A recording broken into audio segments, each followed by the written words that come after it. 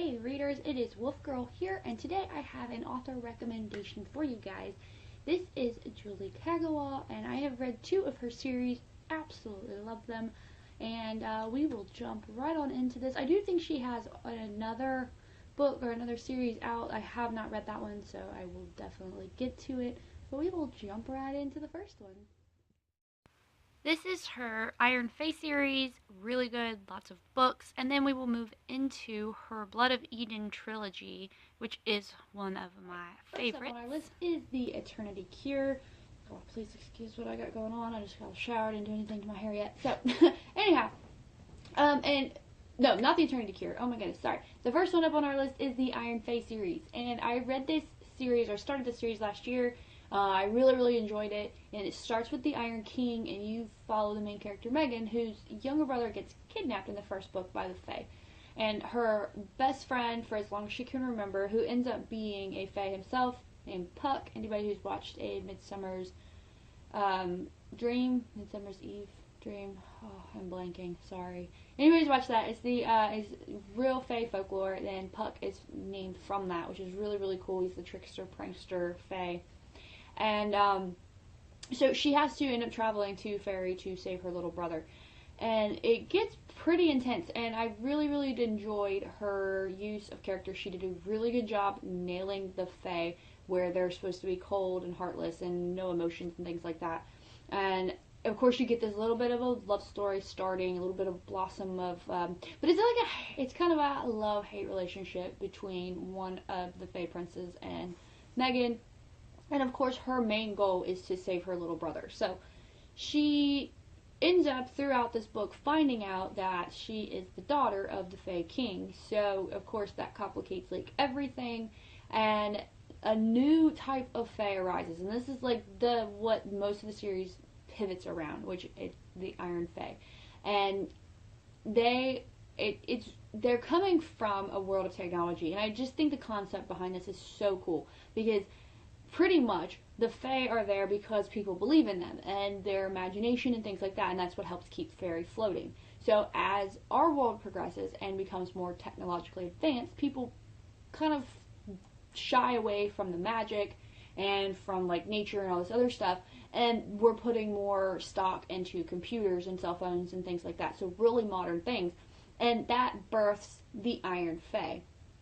And they, of course, anybody who knows anything about Fae, that is their weakness. Iron is deadly to the Fae. And so it threatens everything. And there's so many different layers as to how they are being threatened, what's going on, the backstory behind it's really good. I don't want to get into like too many spoilers or anything like that. But I really enjoyed it. And I think that the characters are very strong. They're very well written. And the story flows really well. So definitely check that one out. I think it is a fantastic series to start. There are 10 books in the series. Now 3 of those are novellas, and they are like the Iron Legends, and they're kind of like an offshoot. Like they have the Iron King, the Iron Daughter, the Iron Queen, the Iron Prince, things like that. But then they also have 3 ones, like I said, the 3 are offshoots, and they're like in between. So like they're shorter stories you can read in between each book that really just kind of keep you up to date on what's going on in the backdrop of everything. So that's really cool. And then moving on to the next set, which I really like. I like both of these series in the trilogy and everything, but this is probably my favorite. It is the Blood of Eden trilogy, and I actually don't own any of these books. I found them at the library last year, but they are on my to-buy list, so I can add them to my bookshelf, which I don't know if anybody's noticed so far. I don't have a nice fancy bookshelf behind me. We are in the process of moving, and all of my things are packed. And when I get to a new place, I will set up my books and my bookshelves. I've got a lot of books to put up. So back to the video. This is a younger adult. I don't want to say super young adult, because it doesn't strike me as quite really like young adult, maybe new adult, maybe. So anyhow, it is a post-apocalyptic world, and you're following the main character, Allison Sakamoto, I think is how you say her name, and in this world, like, vampires rule. okay, that they take over, and it's very desolate, and it's just the major cities, and it's kind of like a ring. So you have like your fringers, which are the ones on the outside, which is what Allison is, and then each layer in, you know, it gets a little bit better, and then of course you have the very middle, which is where all the vampires live, and they have servants and they have people who work for them, things like that. They pick certain ones, and pretty much it's a fight to the death all the time. A lot of the parents are Allison's parents. Her mother died because she couldn't go and donate blood, which is a requirement. I don't remember how often it is, but they have to donate. And she couldn't get out of bed. She was sick. They came and got her, killed her, and she's hidden. And occasionally people come missing at night, so it's really, really dangerous. There's hardly any food.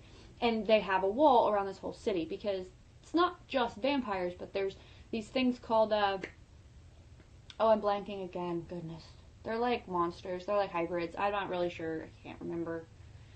It's awful. I'll think about it later and I'll plug it in. But they're pretty much just a disaster of the change. So if one of the master vampires goes and tries to turn them, they have a chance of transforming. Instead of becoming a vampire, they're going to become this monster. And they're pretty much mindless, thirsty beasts. And they are all outside of the wall. So venturing outside of the wall and trying to escape the vampire colonies is a big no-no. And it starts off with Allison and her friends, and she finds this great storage, like abandoned food storage for somebody's old house. Very sad, very derelict building.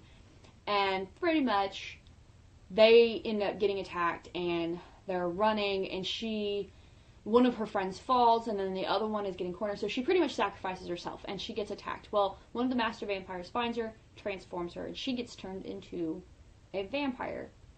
And of course, she has like just a deep-rooted hatred for all vampires, and so she struggles a lot. And I think maybe a little too much. It's a little forced for me on this, but she struggles a lot with dealing with what she is.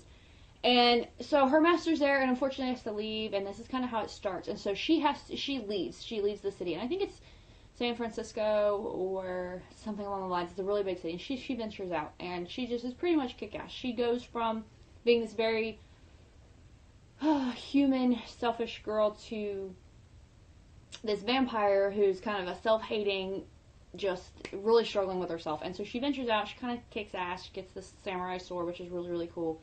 And she meets this group of humans, a little bit of a love story here, but of course, you know, with her being a vampire and us being a human, they don't know, and it's really, really intense, and it's very well written, and I love this series because it shows a lot of struggle. And the reason the vampires came about is, and the monsters, is this red lung virus is what originally starts it, and you find out who created it and how it came about and what they're trying to do about it. And the whole goal of the whole series is to get to Eden, which is supposed to be vampire free. And I don't want to give away any of the spoilers because the series is really, really good, especially if you like that post-apocalyptic feel and you like vampire stories, because it's not a typical vampire, which is why I really, really enjoyed it. It's a good spin on it, and her characters, the same as in her Iron Fae series, are very, very well written. They're very strong characters. They stand alone very well. And I really enjoy it, so I wanted to share that with you guys. So if you guys are looking for a read, something new to pick up, if you're looking for a series or a trilogy, Julie Kagawa has a very, very nice writing style, and those stories are really, really good. So yes, that is what I wanted to bring for you guys today. Hopefully I didn't give away too much. Hopefully I gave away enough, kind of thing. Let me know if people have any more questions about the series.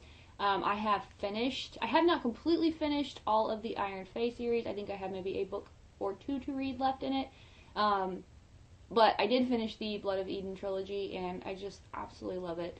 So it's got a solid, solid ending. Very, you feel very accomplished when you finish the series, or that trilogy, so it's nice. And if there's anything else you guys want to know, just ask me in the comments below. Make sure you like the video if you did. Subscribe if you guys want to see more. I am going to be trying to post as much as possible for you guys. And yeah, that's about it. So, in the meantime, guys, keep reading.